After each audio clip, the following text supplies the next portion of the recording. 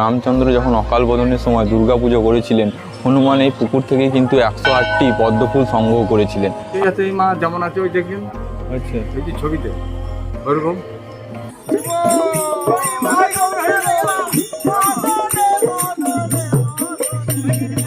Good morning everyone, সকলকে মজনু বিদ্যুৎ YouTube চ্যানেলে স্বাগত। আর আমি বিদ্যুৎ আবার নতুন একটি ভিডিও নিয়ে চলে এসেছি সকলের সামনে। বন্ধুরা, পশ্চিমবঙ্গে যে কটি সতীপীঠ রয়েছে তার মধ্যে অন্যতম হলো বীরভূমের লাভপুরের সতীপীঠ ফুল্লরা মায়ের মন্দির, যেখানে সতীর ওষ্ঠ বা নিচের ঠোঁট পড়েছিল। আজ আমি আপনাদের নিয়ে যাব সেই ফুল্লরা মায়ের মন্দির দর্শনে। আশা করছি ভিডিওটি ভালো লাগবে, আর ভালো লাগলে লাইক, কমেন্ট এবং শেয়ার করতে ভুলবেন না।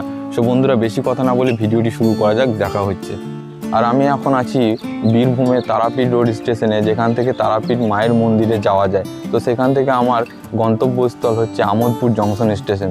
আমোদপুর জংশন স্টেশন যেতে সময় লাগবে আমার 1 ঘন্টা। আর আপনারা যদি হাওড়া থেকে আসতে চান তাহলে প্রায় সময় লাগবে 3 থেকে 4 ঘন্টা মতো।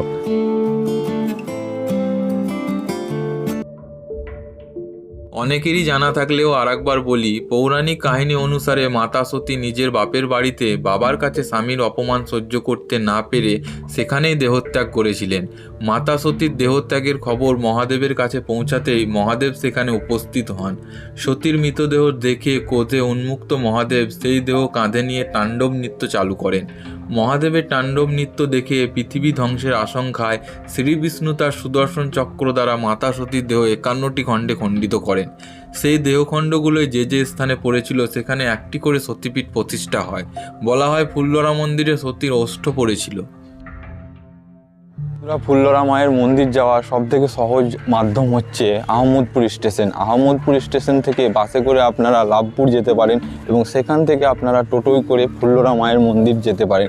এছাড়া আপনারা যদি বোলপুর থেকে আসছেন, তার জন্য আপনাদেরকে বোলপুর কিন্নাহার বাসে করে আসতে হবে ফুল্লরা মায়ের মন্দির দর্শনে। স্টেশন থেকে বেরিয়ে আপনারা একটা সবজি মার্কেট পাবেন, আর সবজি মার্কেটের মধ্য দিয়ে একটা সোজা রাস্তা চলে গিয়েছে। আর এই সোজা রাস্তাটা হয়ে আপনাদেরকে যেতে হবে মেন রোডে, আর মেন রোড থেকে কিন্তু আপনারা বাস পেয়ে যাবেন লাভপুর যাওয়ার।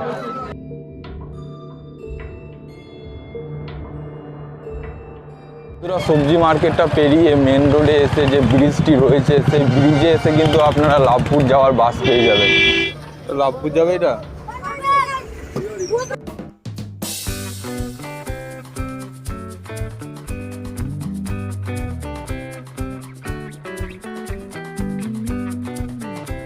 আহমদপুর থেকে লাভপুরের দূরত্ব হচ্ছে 12 কিলোমিটার, আর বাসে করে সময় লাগবে প্রায় 25 থেকে 30 মিনিট, আর বাস ভাড়া পড়বে আপনার 25 টাকা। লাভপুর বাস স্টপ থেকে বেরিয়ে আপনারা সামনেই টোটো পেয়ে যাবেন। আর লাভপুর বাস স্টপ থেকে ফুল্লরা মায়ের মন্দিরের দূরত্ব হচ্ছে 2 কিলোমিটার। আপনারা পায়ে হেঁটেও যেতে পারেন, পায়ে হেঁটে গেলে আপনাদের 30 মিনিট সময় লাগবে।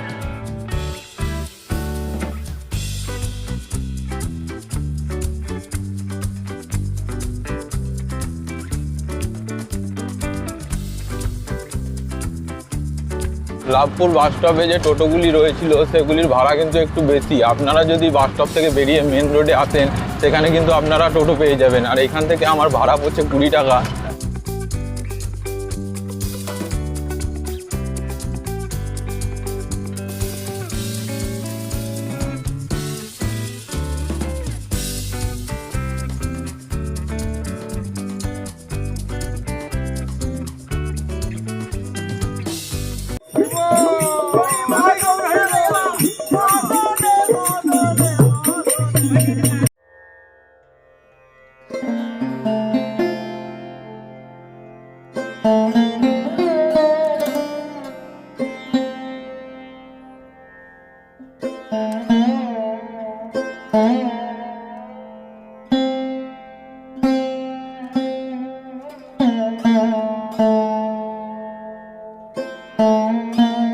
বন্ধুরা, বীরভূমের লাভপুরের ফুল্লরা মায়ের মন্দির থেকে আপনাদের সকলকে স্বাগত।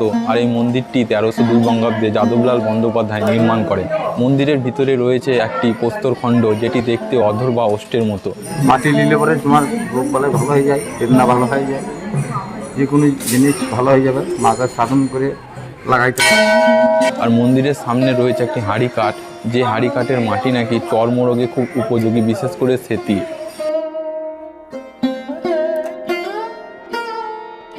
এই মা যেমন আছে ওই দেখবেন। আচ্ছা, এই যে ছবিতে ওরকম শিলাখণ্ড।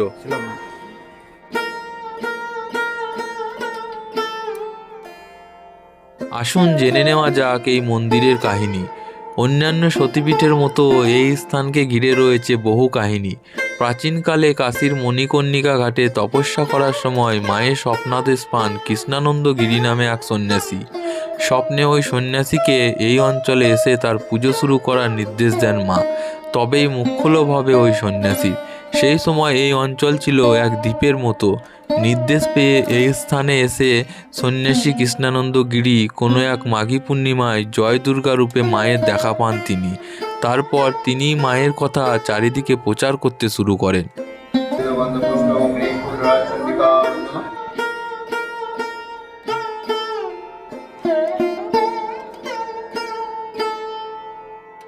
সমস্ত সতীপীঠেই কিন্তু পঞ্চমুণ্ডির আসন একটা থাকবে, আর এই ফুল্লরা সতীপীঠেও কিন্তু পঞ্চমুণ্ডির আসন রয়েছে মন্দিরের একদম পাশে।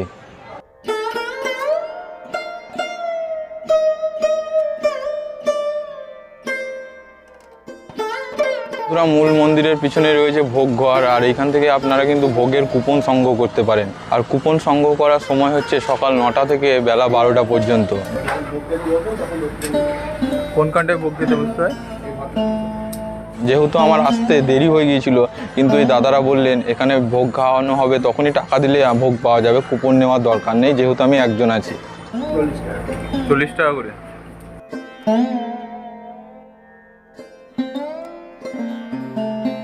প্রধান মন্দিরের সামনে রয়েছে একটি মঞ্চ, আর তার সামনে রয়েছে ছোট ছোট দুটি শিব মন্দির। আর শিব মন্দিরের মধ্য দিয়ে রাস্তা চলে গিয়েছে দিঘির দিকে, যেটিকে সবাই দেবীদহ বলেন।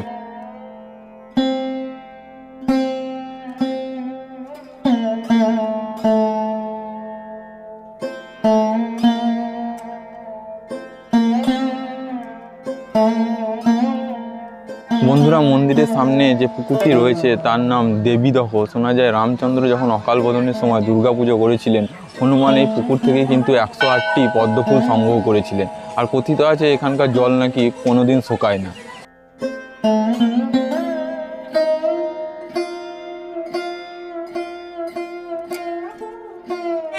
ফুল্লরা মন্দির দর্শন করতে এলে আপনারা দেখতে পাবেন সামনেই রয়েছে সমাধিস্থল, যেখানে রয়েছে বহু পূর্বে এখানে যে সাধকরা ছিলেন তাদের সমাধি।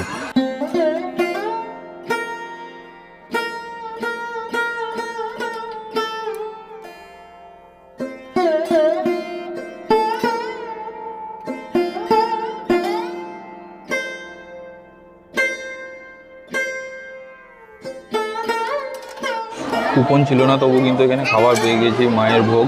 আর ভোগে ছিল ডাল ভাত, সঙ্গে দুটো সবজি, আর এখানকার বিশেষ পদ টক, আর সাথে ছিল পায়েস।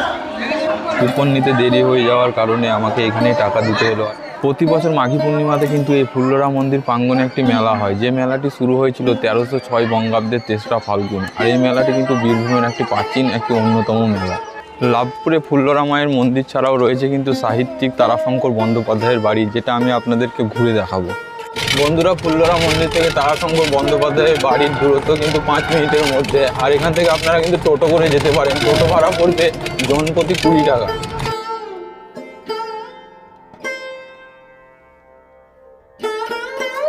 বন্ধুরা, এটি হচ্ছে তারাশঙ্কর বন্দ্যোপাধ্যায়ের বাড়ি। ঢোকার প্রথমে আপনারা দেখতে পাবেন তারাশঙ্কর বন্দ্যোপাধ্যায়ের কিন্তু একটি মূর্তি রয়েছে এখানে।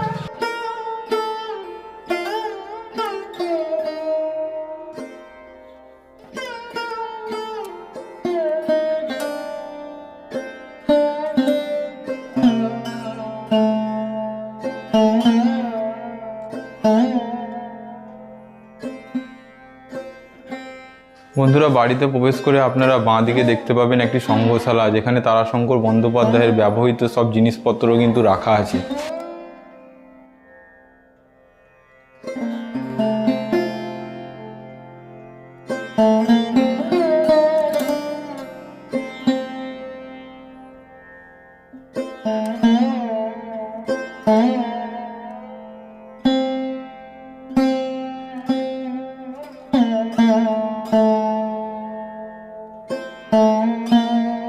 সংগ্রহশালার ভিতরে কিন্তু রয়েছে তারাশঙ্কর বন্দ্যোপাধ্যায়ের বই, তারপরে বিভিন্ন আসবাবপত্র, পাঞ্জাবি, তারপরে নিজে হাতে তৈরি মূর্তি, সব কিছু কিন্তু সংগ্রহশালার মধ্যে রয়েছে।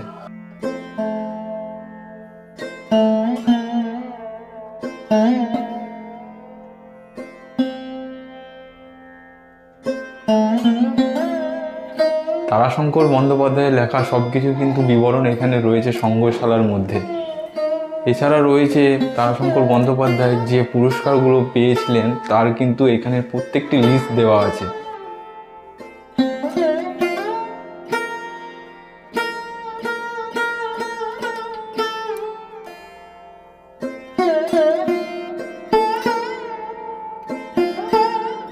তারাশঙ্কর বন্দ্যোপাধ্যায়ের ব্যবহৃত চশমা, কলম সব কিছু কিন্তু সংগ্রহশালার মধ্যে আপনারা দেখতে পাবেন।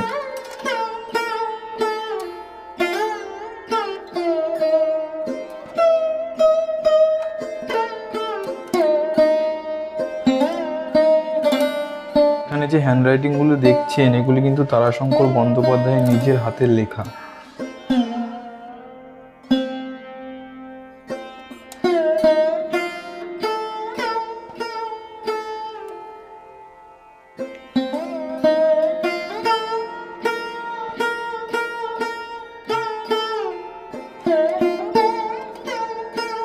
আলমারিতে যে বইগুলি দেখছেন সেগুলি কিন্তু সবই তারাশঙ্কর বন্দ্যোপাধ্যায়ের। তারাশঙ্কর বন্দ্যোপাধ্যায়ের সংগ্রহশালা প্রবেশ করার জন্য আপনাদেরকে কিন্তু একটি টিকিট সংগ্রহ করতে হবে, যেটির মূল্য হচ্ছে 10 টাকা।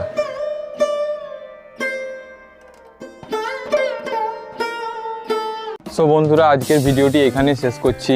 আর আজকের ভিডিওটি কেমন লাগলো নিচে কমেন্ট করতে ভুলবেন না। আর ভবিষ্যতে এরকম ভিডিও পাওয়ার জন্য চ্যানেলটিকে অবশ্যই সাবস্ক্রাইব করে রাখুন। আবারও দেখা হচ্ছে নতুন একটি ভিডিওতে। সবাই ভালো থাকবেন, সুস্থ থাকবেন।